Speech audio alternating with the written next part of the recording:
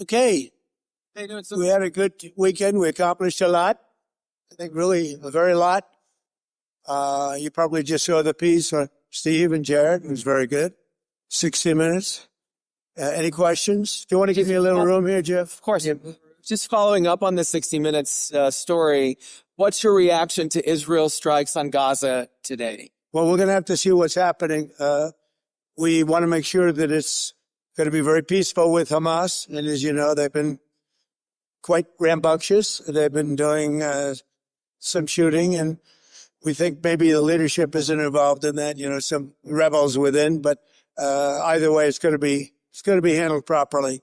It's going to be handled toughly, but properly. Is the ceasefire still in place? Yeah, it is. Yeah, it is. Mr. President, on Colombia, Senator Graham, the country of Colombia, Senator Graham tweeted that you would be imposing tariffs on the country either today or tomorrow. Can you give any details as to how much those tariffs might be? I read the statement of Senator Graham, and it's correct, yeah.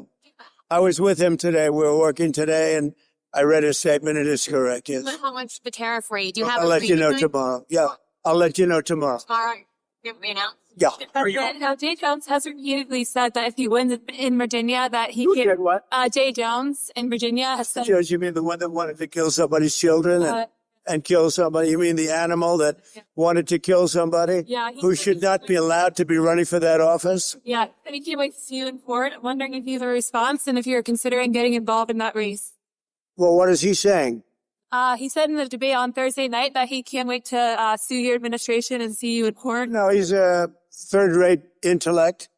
He's a guy who I've never seen anybody say what he said, that he wanted to kill his opponent's children. He wanted to kill his opponent.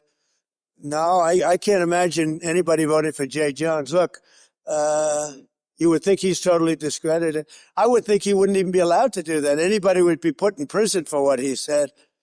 So he can join a long list of attorney generals that have been suing and losing. But the people of this country want law. They want order. They want safety. They don't want to be mugged or raped or shot. And that's what we provide. We have tremendous numbers also. You see the crime numbers are coming way down, way down. Then you take a look at a place like Washington, D.C., which is now one of the safest cities in the country, is one of the worst cities, most dangerous cities. We moved out 1,700 career criminals and people that came here through Biden and his open border policy. And Washington, D.C. is now one of the safest cities. And Memphis is doing fantastically also. We went in there a week ago, and this is a bumpy flight. I better say that, otherwise they'll say, what's wrong with the president? This is a bumpy flight. But Memphis is doing really well. I think that Chicago will do very well. We're going to go into San Francisco at some point in the not-too-distant future, make that a great city again. It can only be a great city if it doesn't have crime. If it has crime, it can't be a great city. What about Colombia? Are you concerned that if aid is cut to Colombia, it would undermine Colombia's fight against drugs on U.S. aid? They don't have a fight against drugs. They make drugs. They refine drugs. They make cocaine. They have cocaine factories. They have no fight against drugs. And I'm stopping all payments to Colombia because they don't have anything to do with their fight against drugs. And in fact, even when they had better presidents than they have right now, that's how they're making a lot of money, drugs. I used to complain about it when they had a very nice president, but he wasn't doing it. It was all talk. They are a drug manufacturing machine, Colombia, and we're not going to be part of it. So we're going to drop all money that we're giving to them. It has nothing to do with them stopping drug production. And you look at the fields are loaded up with drugs, and they refine the drugs, and they make tremendous amounts of cocaine, and they send it all over the world, and they destroy families. No, Colombia is out of control, and now they have the worst president they've ever had. He's a lunatic who's got a lot of problems, mental problems. One more question with Colombia. The Colombian president says that the U.S. killed a innocent Colombian fisherman in one of the strikes. He said that when we shot down a submarine, that they were just fishing. This is a submarine. This was a submarine that was meant, by the way, this was a submarine that was meant for one reason and made for one reason, to carry massive amounts of drugs. Yeah, go ahead. No, but that's not the right strike that he's talking about. He's talking about previous. Mr. President, on the shutdown, do you want to see the premium tax credits extended if the Democrats vote to reopen the government? Let me just tell you that there'll be no money given toward their crazy escalation of giving money to illegal aliens that came into the country totally illegally. I mean, they came in illegally. They want to spend $1.5 trillion with a T, trillion dollars, giving it to people that came into the country illegally. They shouldn't have come in. In fact, one of the reasons they came in was to get this money. And California is a big culprit. I mean, California, they're out of control. And we're not going to pay California all of that money that they're giving away illegally. And that's another thing. Between California and Colombia, there's not that much difference. We're not going to be making those payments. Just to follow up to that, sorry, your a July survey Who are you by with, please? the Washington Post. A July survey by your pollster, Tony Fabrizio, found that Fabrizio found that 72% of voters across political parties like the ACA tax credits. Are you worried that you might get blamed if you don't help get them through? Well, we want to have great health care, so we'll do whatever we can do to have great health care.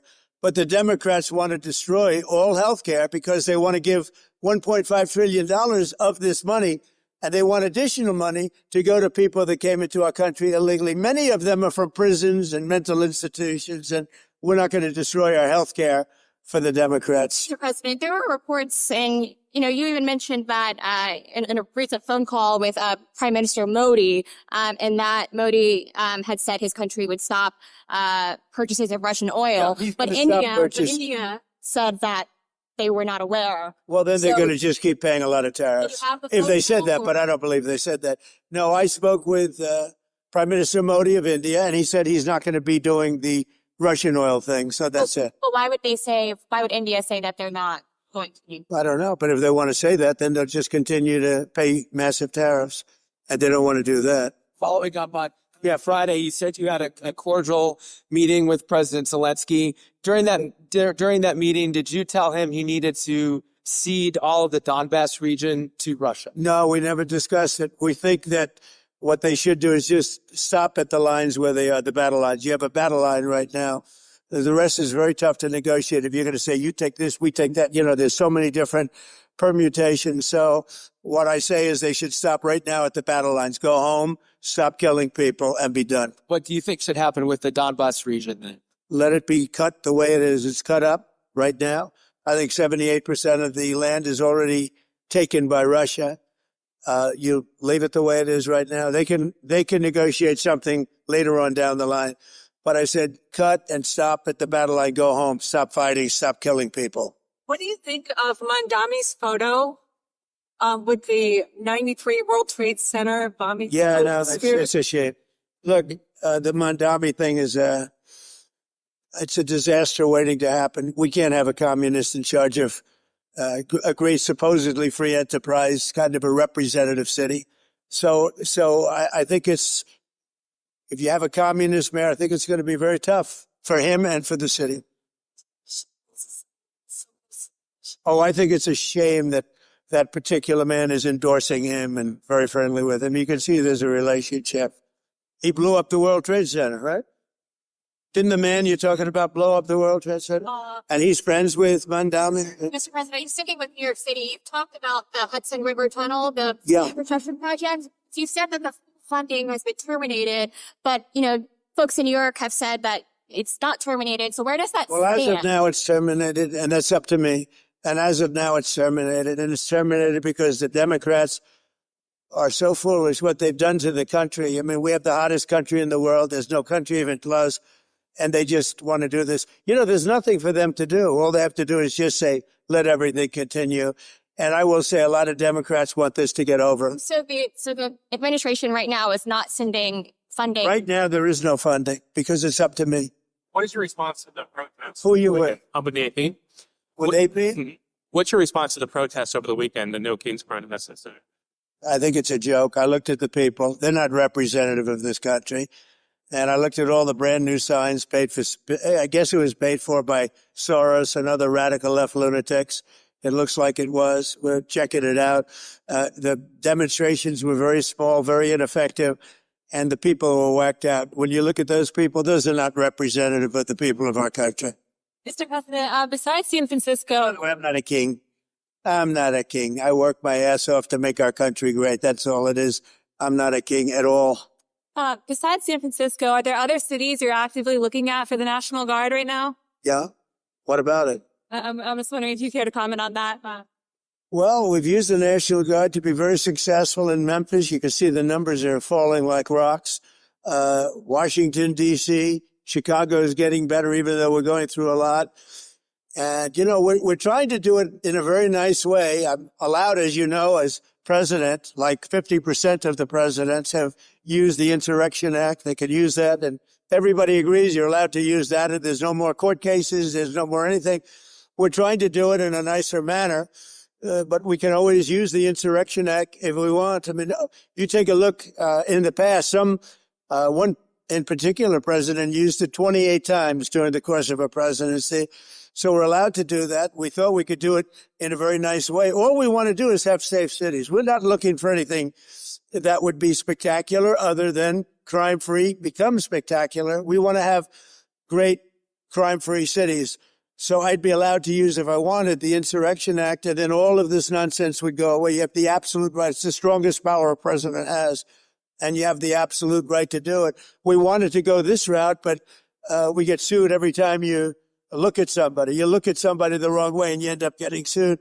We just want no crime. We want to have crime-free cities. That's not a big, it's pretty common sense, I think, but that's all I want is crime-free cities. I campaigned on it. It's become, I think, even more successful than we thought because of the tremendous success that we had literally in 12 days in Washington, D.C., and it continues. When Washington, D.C., we're so proud of it. People are eating in their restaurants. Restaurants are opening. All the stores and restaurants were closing. You couldn't walk down the street without being mugged or worse. And now it's a safe city. It's considered a very safe city. And it's safe because we took 1,700 people out of there and brought them back to where they came from. Yep. You say you're going to South Korea to meet with China. That's right. Can you tell us more about your goals for your trip to Asia? Where else you may be going? I have a very good relationship with President Xi of China. We're having disputes on things. They're paying us a lot of money, tremendous amount of money in tariffs, and they'd probably like to have it be less, and we'll work on that. But they have to give us some things too. Right now, China is paying a tremendous amount of money in tariffs like they've never paid before. They paid a lot during my first administration, my first term. Now they're paying an unbelievable amount of money to the United States. They probably can't pay that much. And I'm okay with that. We can lower that, but they have to do things for us too. It's no longer a one-way street. Yeah. And what would you lower it to, do you think? Depends. We'll have to see what they want. One of the penalties we have, and because they're sending in fentanyl, we have a 20%. As you know, a 20% tariff on that, but they'd be paying about 157% tariff, which is, record-setting type tariff. I don't want them to do that. I want to help China. I'm looking to hurt China, but they have to give us things too. City Attorney, Mr. President, on soybeans, are you confident that you'll be able to I want them get to it? buy soybeans. One of the things I want is China's going to buy soybeans. I want China to stop with the fentanyl. We're very, normal things. I don't want them to play the rare earth game with us. But you want them to, but do you think they will make a deal on soybeans? I do believe, yeah, because otherwise I'm not going to make a deal. No, I want them to buy. Our farmers have been boycotted by China as a negotiating point. I don't want that. Our farmers are great, and in particular our soybean farmers, and I want them to start buying soybeans at least in the amount that they were buying before. And I believe they'll be able to do that. Sticking with soybeans and on Argentina, you're looking to do that deal with Argentina, the bail swap. So, Respect to beef? are we expecting a beef deal? I assume you're talking about beef. Yeah. No, to get beef prices down. The only price we have that's high is beef, and we'll get that down. And one of the things we're thinking about doing is beef from Argentina. But my question is, what do you have to say to U.S. farmers who feel that the deal is benefiting Argentina more than it is them, as they are Argentina's fighting for its life, young lady. You don't know anything about it. They're fighting for their life. Nothing's benefiting Argentina. They're fighting for their life. You understand what that means? They have no money. They have no anything. They're fighting so hard to survive.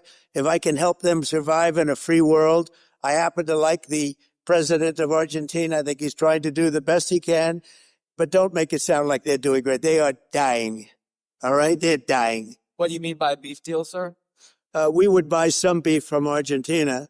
If we do that, that will bring our beef prices down because our groceries are down, our energy prices are down. Well, I think we're going to have $2 gasoline pretty soon. We're getting close. and everything's down.